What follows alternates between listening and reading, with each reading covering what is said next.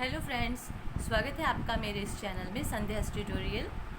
आज हम एक नया टॉपिक डिस्कस करने जा रहे हैं जिसका नाम है receipts, difference between receipts and payment account and income and expenditure account. इसके कुछ पॉइंट्स हम डिस्कस करेंगे जो इसमें शो करते हैं कि डिफरेंस किस तरह से है दोनों में। होप करती हूँ कि आपको मेरा ये वीडियो पसंद आएगा। Thank you.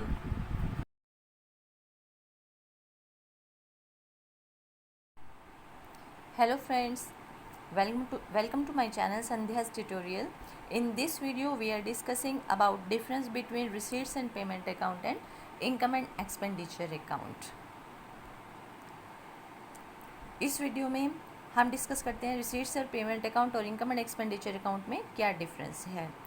इसके लिए भी हम 3 कॉलम बनाएंगे। Number 1 is basis and the second one is receipts and payment account and the third one is income and expenditure account.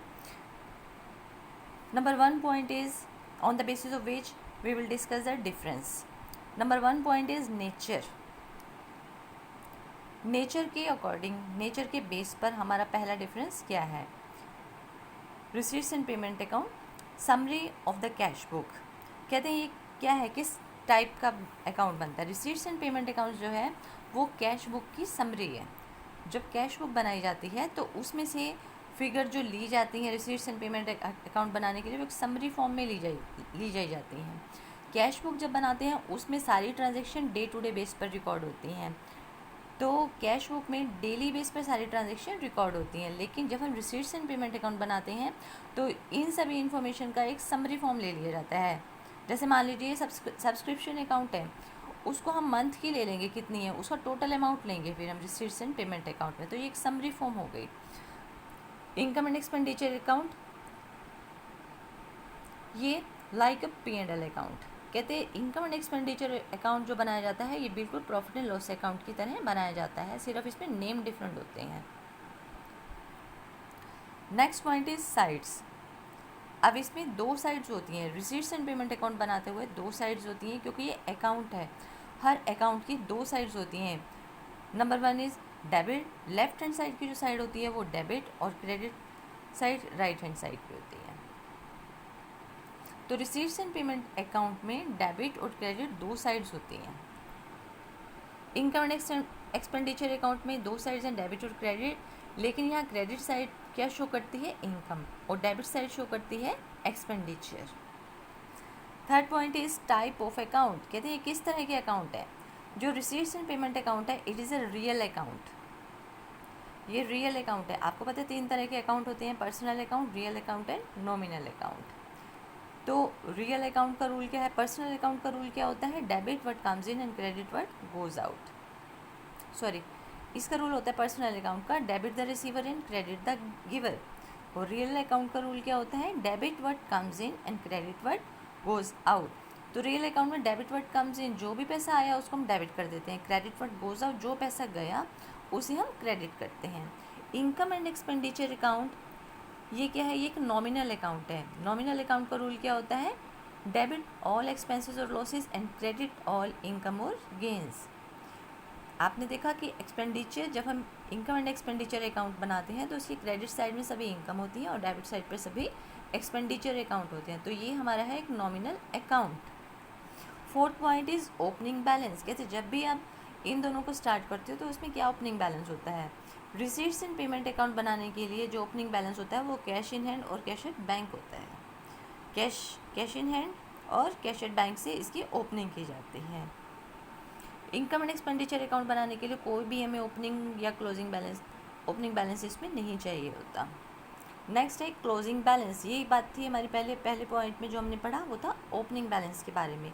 Closing balance कैसे, जब आपने रिसीट्स एंड पेमेंट अकाउंट बनाया तो जो उसकी बैलेंसिंग फिगर आई है वो होगा हमारा क्लोजिंग बैलेंस। तो वो क्या रिप्रेजेंट करती है, जो क्लोजिंग बैलेंस होगा, इसमें जब हमने ओपनिंग बैलेंस लिया था तो वो या तो फिर कैश इन हैंड था, कैश एट बैंक, दोनों के हमने ओपनिंग बैलेंस लिए थे। इसमें जो फिगर आएगी क्लोजिंग बैलेंस वो होगा या तो वो होगा हमारा कैश इन हैंड और कैश एट बैंक। ओवरड्राफ्ट के केस में ये फिगर ऑपोजिट साइड में जाती है।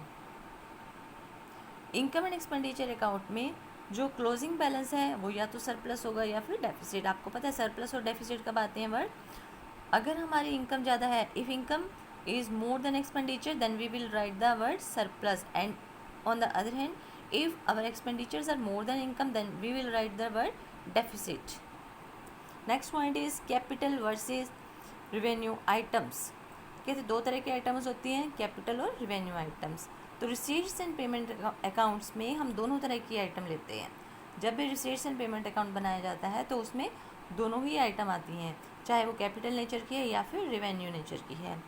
लेकिन इनकम एंड एक्सपेंडिचर अकाउंट में it records only of revenue nature transactions कहते हैं, क्योंकि एक नॉमिनल अकाउंट है तो इसमें जो सारी ट्रांजेक्शन्स होती हैं वो रिवेन्यू नेचर की ही होती हैं। Next point is period of income and expenses. किस किस पीरियड के इनकम एंड एक्सपेंसेस लेते हैं? जब हम रिसीट्स एंड पेमेंट अकाउंट बनाते हैं तो उसमें सभी रिसीट्स एंड पेमेंट आती हैं, चाहे वो करंट ईयर की है, प्रीवियस ईयर की या फिर नेक्स्ट ईयर की। करंट ईयर जो साल चल रहा है आपका, प्रीवियस जो बीत चुका है, नेक्स्ट ईयर जो हमारा आने वाला साल है। तो तीनों सालों की जो इनकम है वो रिसीट्स एंड पेमेंट अकाउंट में आती है, जबकि इनकम एंड एक्सपेंडिचर अकाउंट में सारी जो भी आइटम्स आती हैं वो करंट ईयर से ही रिलेट करती हैं। नेक्स्ट पॉइंट है एडजस्टमेंट। अब इसमें क्या क्या एडजस्टमेंट्स होती हैं? रिसीट्स एंड पेमेंट अकाउंट के केस में adjustments are not considered because it is prepared on cash basis. आपको पता है रिसीट्स एंड पेमेंट अकाउंट जो बनाया जाता है वो कैश बेसिस पर बनाया जाता है, इसलिए कहते हैं इसमें हम जो एडजस्टमेंट्स होते हैं उनको हम कंसीडर ही नहीं करते। लेकिन इनकम एंड एक्सपेंडिचर अकाउंट बनाते वक्त एडजस्टमेंट कंसीडर की जाती हैं, क्योंकि ये एक्रूअल बेसिस पर बनाया जाता है। एक्रूअल बेसिस पर जिसमें हम सभी कैश की हो आइटम या फिर नॉन कैश आइटम्स वो दोनों ली जाती हैं, ये बनाया जाता है हमारा एक्रूअल बेसिस पर, इसलिए इसमें सभी एडजस्टमेंट को भी कंसीडर किया जाता है। Next is balance sheet. Next point जो है डिफरेंस का वो है balance sheet. It contains all revenue as well as capital items should not accompanied by balance sheet. कहते हैं कि जो भी हम रिसीट्स एंड पेमेंट अकाउंट बनाते हैं उसमें रेवेन्यू नेचर की आइटम भी आती है और कैपिटल नेचर की। सो इसलिए ना इसके साथ बैलेंस शीट लगाई ही नहीं जाती। और इनकम एंड एक्सपेंडिचर अकाउंट के केस में क्या होता है, ये कंसीडर करता है सिर्फ रेवेन्यू आइटम्स की ट्रांजैक्शंस, तो इसलिए इसमें हम बैलेंस शीट को साथ में लगाते हैं। It includes only revenue items, remaining balances will include in balance sheet. Income and expenditure account में सिर्फ रिवेन्यू आइटम जाती हैं, रिवेन्यू नेचर की आइटम्स जाती हैं, इसलिए जो बाकी की कैपिटल नेचर की आइटम होती हैं उनके लिए हम बनाते हैं balance sheet. Next point is transfer of closing balance. Transfer of closing balance, closing balance of this account transfer to the next years receipts and payment account. कहते हैं रिसीट्स एंड पेमेंट अकाउंट बनाते वक्त जो भी closing balance होगा उसे हम next year के रिसीट्स एंड पेमेंट अकाउंट में ट्रांसफ़र कर देते हैं। और इस केस में क्या है, इनकम एंड एक्सपेंडिचर अकाउंट के केस में closing balance of this account transfer to the capital fund in the balance sheet.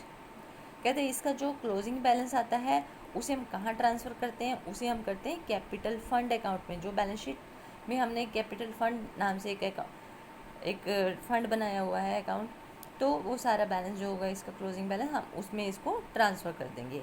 जो इनकम एंड एक्सपेंडिचर अकाउंट बनाते वक्त जो भी हमारा क्लोजिंग बैलेंस आया है उसे हम कैपिटल अकाउंट में, कैपिटल फंड अकाउंट में ट्रांसफ़र कर देते हैं।